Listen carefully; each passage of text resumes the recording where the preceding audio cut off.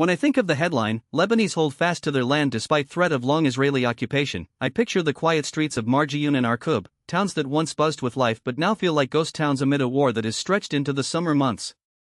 The reporter and photographer traveled to several towns across southern Lebanon, speaking with families who have chosen to stay while others have left, fearing that today's conflict could become permanent, just as it did between 1982 and 2000. Take Hikmat Farha, 73, whose family has owned a gas station for decades in Marjiyun.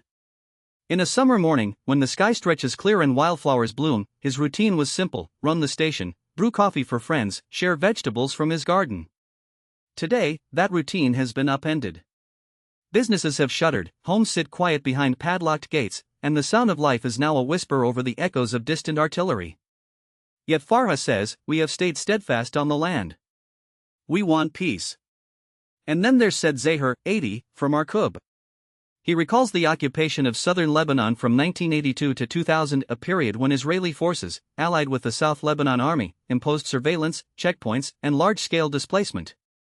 Home and farm access became restricted for years, and that militarized environment left an imprint on everyone who lived there. Zahir fears now, "We are very afraid that history will be and is repeating itself in the south," adding that war has become a permanent price on their lives. The forces behind this renewed conflict are Israel and Hezbollah, the Iran-backed militant group. While the US and Iran reached a framework peace agreement last month that called for the end of the war in Lebanon, clashes have continued. Israel and Lebanon signed a preliminary agreement aimed at establishing lasting peace. Under it, Israel would gradually withdraw from occupied territory that extends more than 6 miles deep into Lebanon.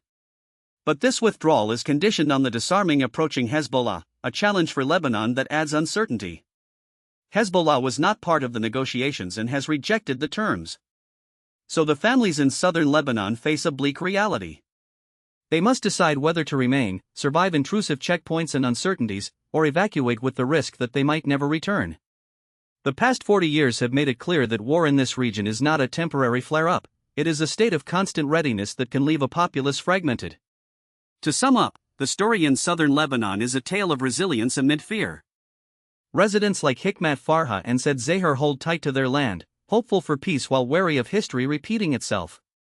Their perseverance, I'll say, reminds us that ordinary people live through extraordinary hardships, even while the world watches and waits for a resolution.